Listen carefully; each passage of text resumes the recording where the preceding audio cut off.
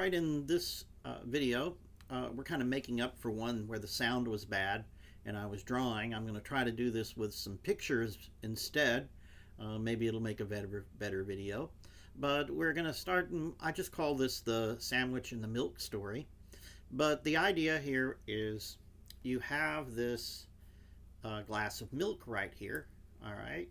And that's where the lactose is. Now the lactose is a sugar. It's a milk sugar, and of course you find it in milk.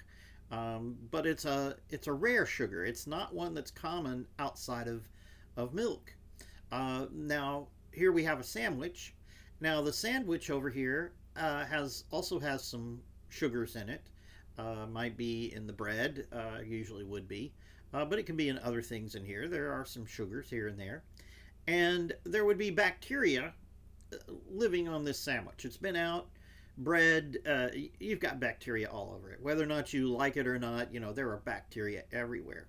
Well, the bacteria living on this bread right now are digesting the types of sugars that are in bread.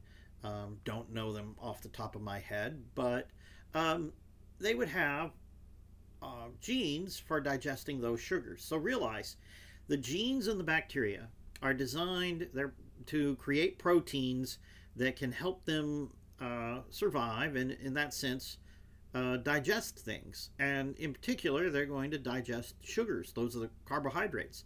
They're the easiest things to eat. They don't eat things much more complex than that, but they can digest more complex carbohydrates or sugars, more complex sugars.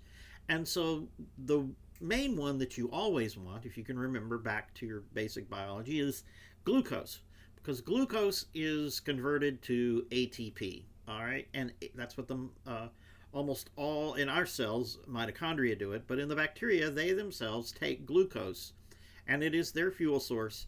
They convert it to ATP, and of course ATP powers the change in shape of their proteins. So every living organism is going to need ATP, and every living organism usually converts something into glucose so that they can convert the glucose to ATP. So when the bacteria are living on the sandwich here, all right, and they have operons, just like the lac operon, that are turned on, and they are for digesting the sugars that are going to be part of the sandwich. Now let's say you're eating this sandwich and a crumb falls into the milk. So a crumb falls into the milk, and now the bacteria are floating in the milk. They have come off of the crumb that fell into your milk, all right, and they're floating in the liquid, and now the environment is different. There are different things in the environment to eat, and so there will be some type of signal that would turn off the genes that have to do with eating the sugars that are associated with bread, and then instead turn on sugars that are associated with digesting the sugars in milk, mainly lactose. And that's where the lac operon comes from. It's from this process. How does the cell know to turn on a set of genes and turn off another set of genes? Well, we're learning essentially about the lac operon because it's the one that's by far the most studied. And so we first want to talk about the nature of lactose, though. So here I'm going to drop this particular picture, and we're going to go to this one here. Here I have a picture of lactose and something called allolactose. Slightly different. Notice where the oxygen here connects. It connects to this particular carbon with a single H on it and another carbon. But this one, the O connects off of a branch. All right, this is allolactose. Allolactose. This is the key, because normally you have a little bacteria, and let's see if I've got a picture. Do I have a picture of the? No, don't have a picture of bacteria. So let me draw a little bacteria here. So I'm gonna I'm going to draw a little bacteria.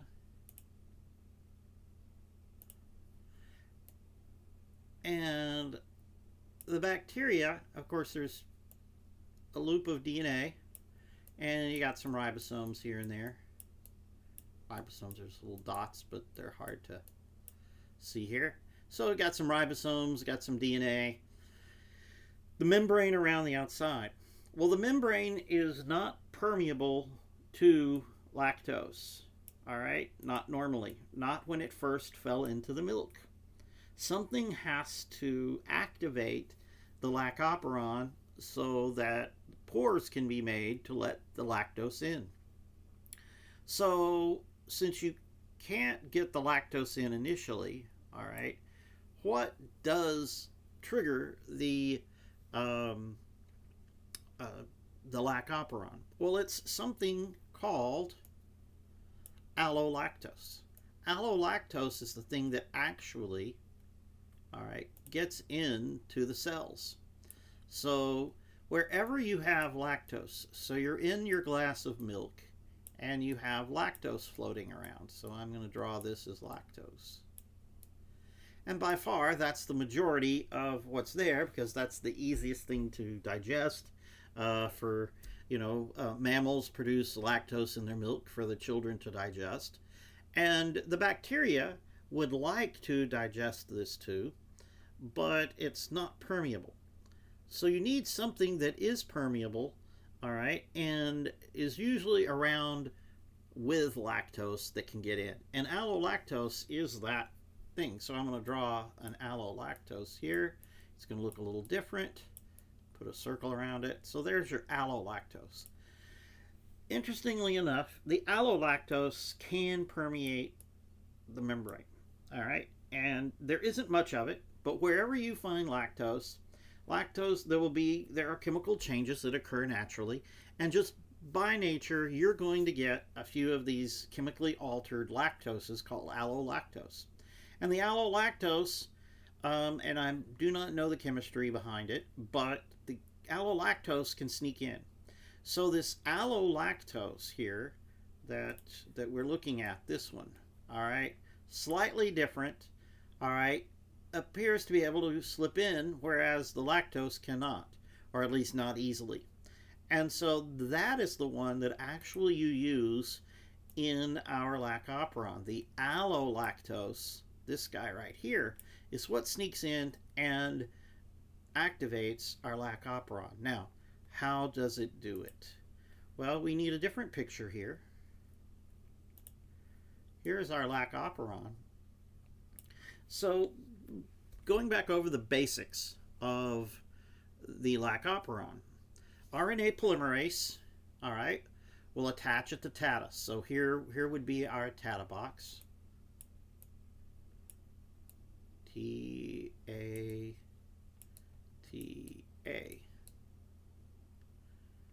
All right, and down here is our terminator. That's a terminator, okay. All right, so normally, if there's nothing else going on here, the polymerase just moves across here, right? And it makes our RNA, which then can make our 3 genes that we've talked about already.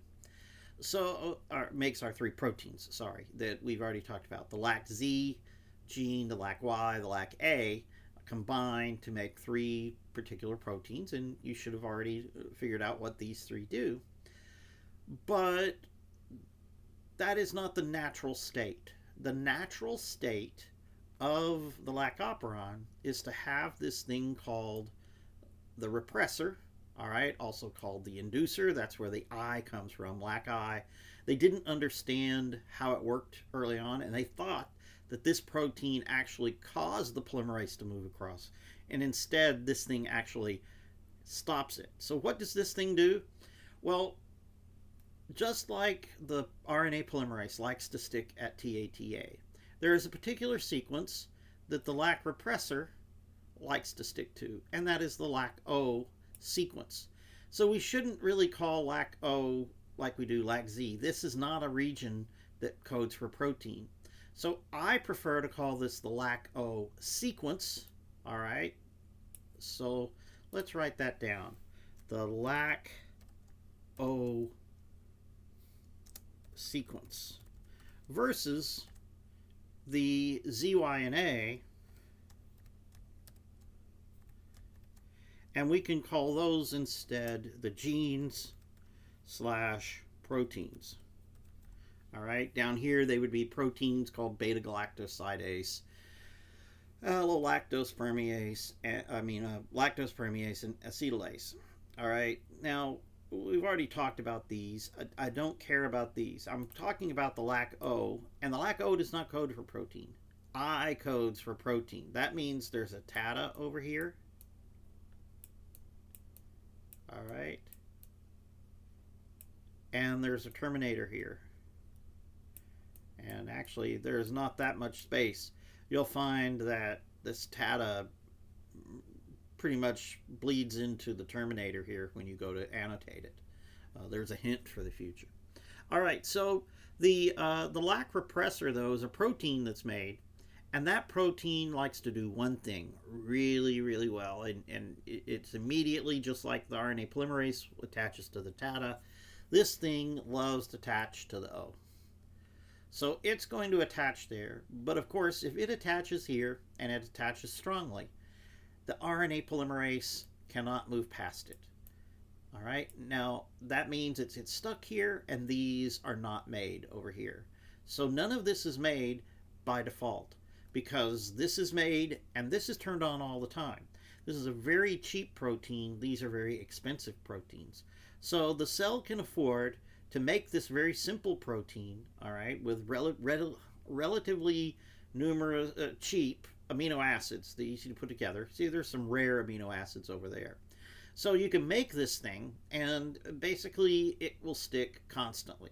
And if it falls off by accident, there'll be another one right there, because this thing is made all the time. So it's going to stick, and it's going to block the RNA polymerase. And this will keep the cell from making the ZYNA proteins, which are expensive, which is the whole idea. The whole idea is this is expensive, don't want it on unless you need it on. So this is the normal situation. So just on the bread, or out laying around, the lac repressor, or the I protein. I prefer to keep it straight by calling it the I protein, but you can call it the lac repressor. Basically, it's going to stick here, and it's going to stay there constantly. All right, it's not going to fall off. The only way it falls off is because it actually has another chemical that it prefers to attach to than the sequence in the O. So the O sequence, all right, is where it will attach to, unless there is another chemical out there that it likes to stick to better. And that chemical happens to be allolactose. So the allolactose, if it's present, and remember I drew the picture before, all right, that showed that, let's see, where is that one?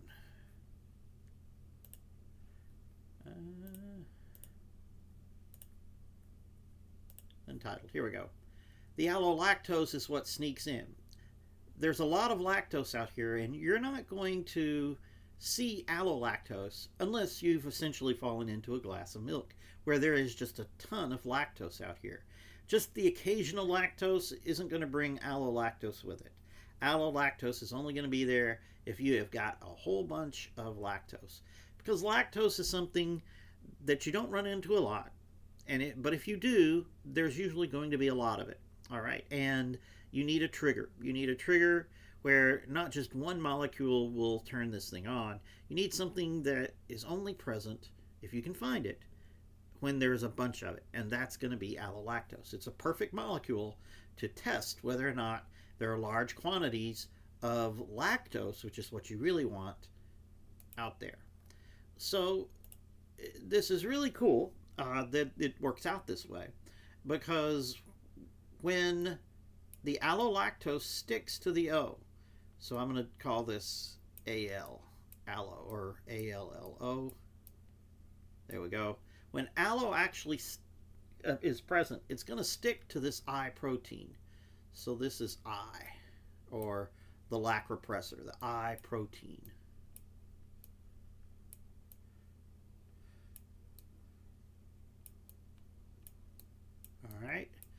And the I protein, all right, when it sticks, it causes when I should say, when allolactose sticks to I protein, it changes shape. And that shape is not compatible with staying on the DNA. In other words, in its normal configuration, without allolactose, its configuration likes to bind to the O sequence. So it's very important you keep track of that, the O sequence. All right, and let's go back here. Where was I? The O sequence. All right. So the lac O sequence is where allolactose, I should say, the I protein sticks there. So let me write that down. So the I protein, that's what I like to call it, sticks here. But allolactose, how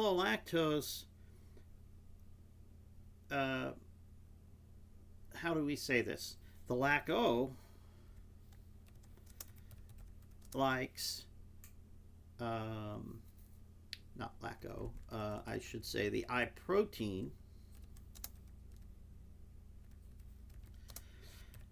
you might say likes allolactose more than the O sequence, and it will stick to that instead. And when it does, it changes shape. So in other words, let's go back to our picture here. When allolactose sticks here, this will change shape and it falls off.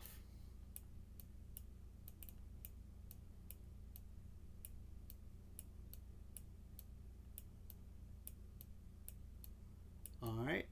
So when allolactose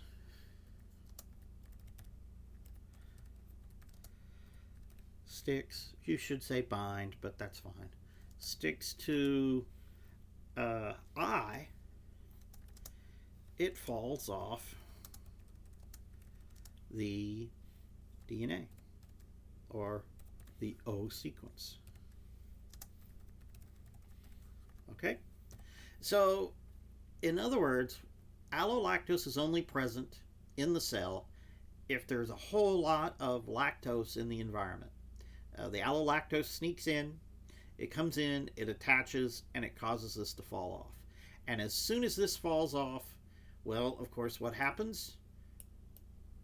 The RNA polymerase is already stuck here. It's ready to go, and it zips across, it makes the transcript, and you end up with these three proteins. Now, of course, what do these three proteins do? Well, this one lets the lactose in.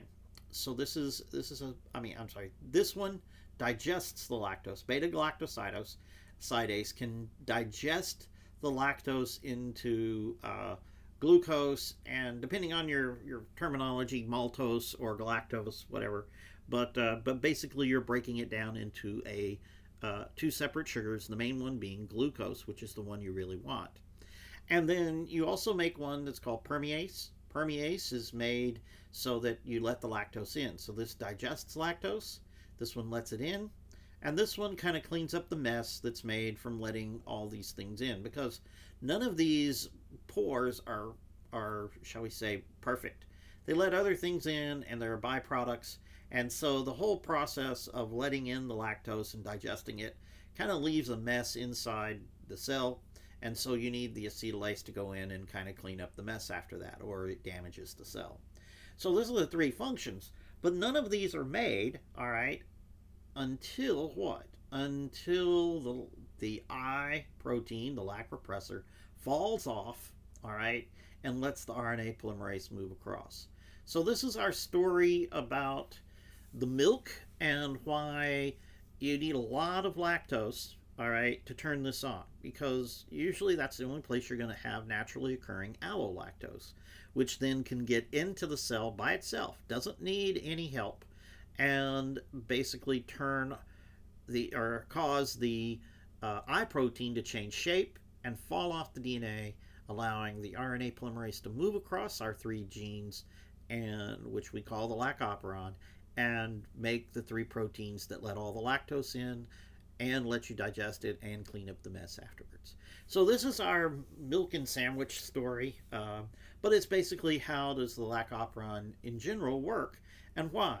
And notice the order here. Which one do you want to have made? Well, you want, when you start letting in the lactose, all right, you want it to be digested as soon as possible.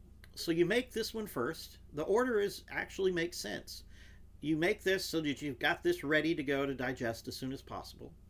And then you start letting it in, and as soon as it floods in, think of like a hole knocked into a container full of milk. It's going to flow out, or in this case, flow in. And basically, you want something there to immediately start digesting it. And so you have a lot of this built up. So this one is made first. Then you make this one. And then this one is the least important. You don't need much of it. It'll hang around for a while and it'll clean up the mess. So you want this one made before this one. And that's one reason we have the order. Now we're going to learn a lot more about how this operates. And I'll tell you some interesting stories about this and how this is regulated. That there's only one paper out there that talks about it. And I'll talk about why there's only one paper out there. All right, so here's the idea. Now this shows you it's lactose that sticks to it. It is not. It is actually allolactose. Lactose is not what sticks. It's allolactose, and allolactose is something that only hangs around when there are large quantities. And that makes sense because you don't want to turn this on unless there are large quantities. There might just be some lactose floating around, and that's not going to get this activated. You need enough that there has been some allolactose. I don't know what the ratio is, 1 in 1,000 molecules, something like that, but whenever you find lactose, you're going to find a little bit of allolactose, and that's going to sneak into the cell on its own, and then once it activates this, it's going to create a pore that's going to let in all of the lactose.